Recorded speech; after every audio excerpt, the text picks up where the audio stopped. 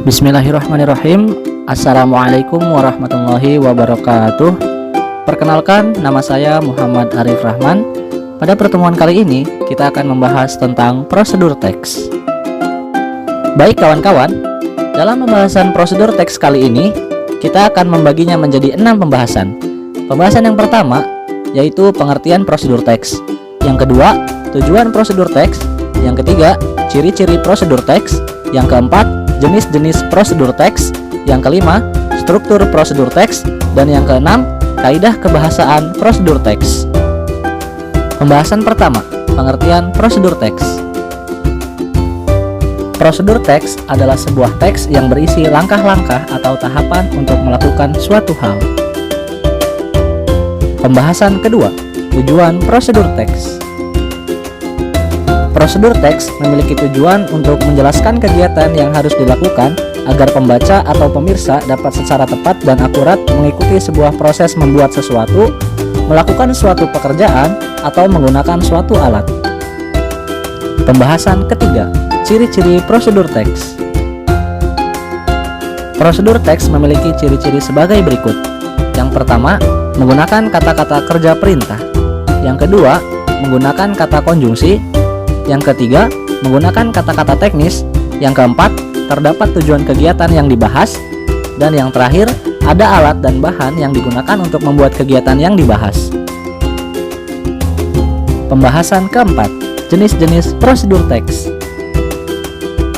Prosedur teks terbagi menjadi 3 jenis.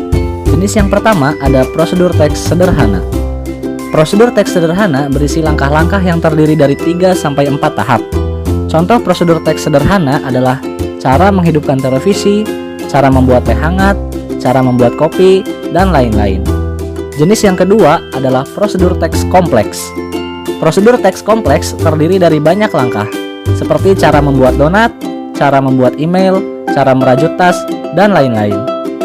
Dan jenis yang ketiga adalah prosedur teks protokol. Prosedur teks protokol adalah teks yang pada setiap langkahnya bisa diubah, tidak harus runtut. Walaupun berubah, tetapi hasil akhirnya tetap sama.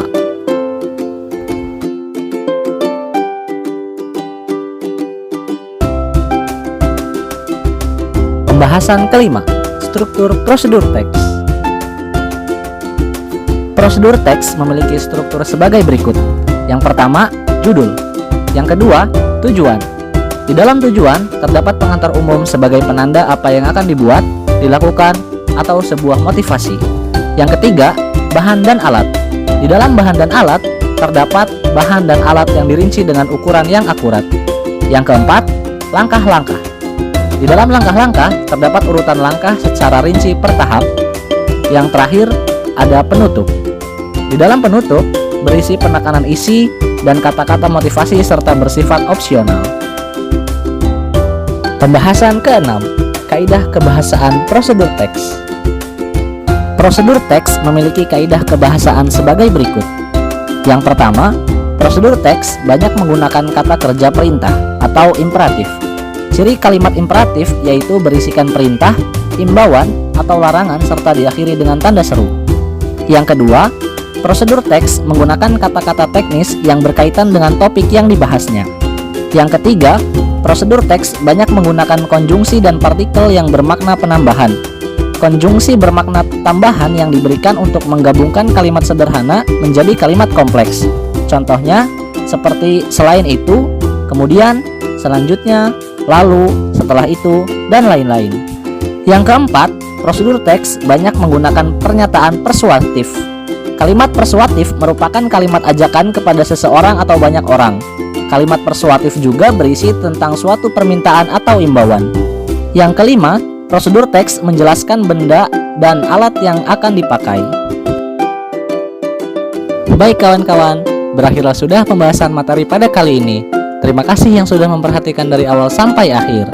Wassalamualaikum warahmatullahi wabarakatuh.